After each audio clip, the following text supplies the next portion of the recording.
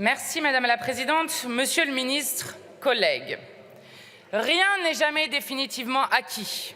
Il suffira d'une crise politique, économique ou religieuse pour que les droits des femmes soient remis en question. Votre vie durant, vous devrez rester vigilante. Ces mots de Simone de Beauvoir furent prononcés en 1974. À la lumière du présent, ils nous livrent un constat terrible. L'histoire des droits des femmes a quelque chose d'implacablement répétitif. Car s'il est un invariant de notre civilisation humaine, c'est la domination des hommes sur les femmes et les velléités de contrôle sur leur corps. Les États-Unis, la Pologne, la Hongrie, l'Italie et d'autres pays en Europe se sont déjà engouffrés dans cette guerre impitoyable, réduisant les femmes à un sort misérable. Nous savons qu'à chaque sursaut réactionnaire, les droits des femmes sont en première ligne. J'ai une pensée émue pour Isabelle et Agnieszka, deux femmes polonaises mortes de ne pas avoir pu avorter dans de bonnes conditions. Car, collègues, la restriction des droits sexuels et reproductifs n'a jamais abouti, jamais, à une diminution du nombre d'avortements. Les femmes ont toujours avorté, même au péril de leur vie. Avant 1975, si les mieux lotis partaient à l'étranger, les autres ingurgitaient de l'eau oxygénée, du détergent, du vinaigre, s'introduisaient dans l'utérus une aiguille à tricoter, un épi de blé, une brosse à dents, de l'eau savonneuse pour mettre un terme à leur grossesse. Voici la réalité des sévices que des femmes pouvaient s'infliger, entraînant parfois leur mort. Car oui, la seule conséquence de la privation des femmes du droit à avorter, c'est l'avortement clandestin et le plus souvent la mort. Le destin de ces lois pour les femmes est toujours funeste. Collègues, personne ne peut prédire l'avenir. Introduire le droit à la contraception et à l'avortement dans notre Constitution, c'est conjurer ici cet effroi qui nous saisit lorsqu'ailleurs, les droits des femmes font l'objet de coups de boutoir. Il s'agit de donner un socle à notre vigilance afin de parer au basculement imprévisible dont seule l'histoire humaine a le secret. Certes, nous le faisons en conscience qu'il n'est de marbre assez tenace pour y graver un droit pour l'éternité. Mais les droits fondamentaux, à nos yeux, doivent bénéficier de la plus grande garantie que nous pouvons leur conférer. Cette proposition de loi vise à se prémunir d'une régression en faisant de l'attente à ces droits la tâche la plus ardue possible. Quiconque souhaitant s'y attaquer devra avoir les mains liées. Notre souhait est clair. Nous ne voulons laisser aucune chance aux personnes hostiles à l'interruption volontaire de grossesse et à la contraception. Voici la question posée en creux de ce texte. Souhaitez-vous laisser une chance aux pourfendeurs du droit à l'avortement et à la contraception? Si votre réponse est non, vous n'avez plus qu'à le voter, car comme nous, vous trouveriez insupportable un recul sur ces droits. En revanche, si vous souhaitez leur laisser une chance, soyez clairs sur le fond.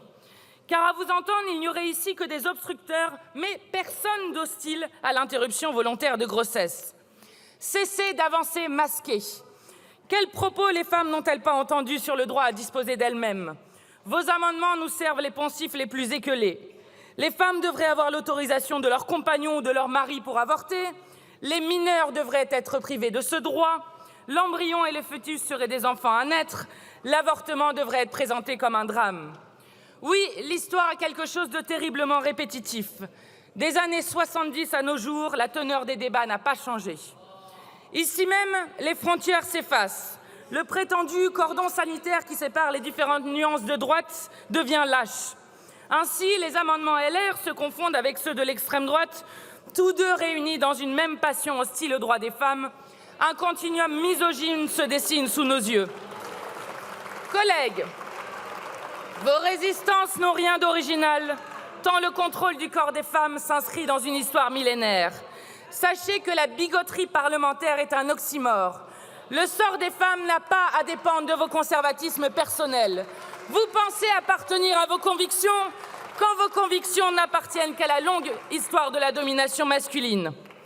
Ailleurs, vos avatars voient leur monde mourir et tenter d'y donner un dernier sursis. C'est donc dans ce moment précis de l'histoire que le Parlement s'honorerait à voter cette proposition de loi.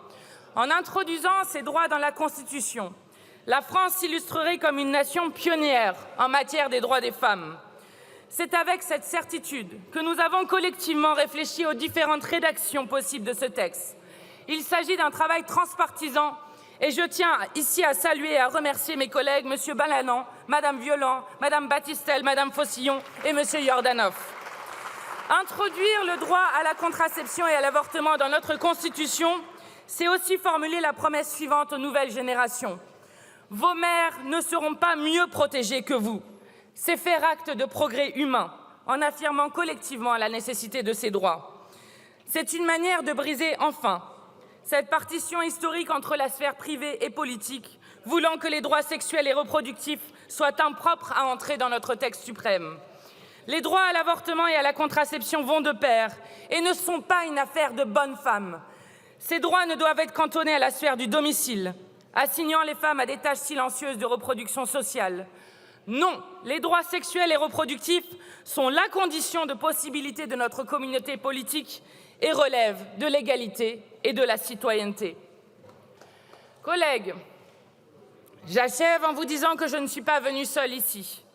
Une pétition a d'ores et déjà recueilli 160 000 signatures citoyennes pour l'inscription de ces droits dans la Constitution. Car derrière une proposition de loi, il y a toujours une foule guidée par une inlassable quête d'émancipation, de maîtrise de sa propre existence, une foule de femmes et d'hommes, de militantes infatigables, d'associations et de collectifs sans lesquels un droit n'affleure pas auprès du grand nombre comme une nécessité. Collègues, aujourd'hui, nous pouvons tenir le fil de l'histoire. Le vote de ce texte sera, je l'espère, une forme d'hommage à leur juste combat. Je vous remercie.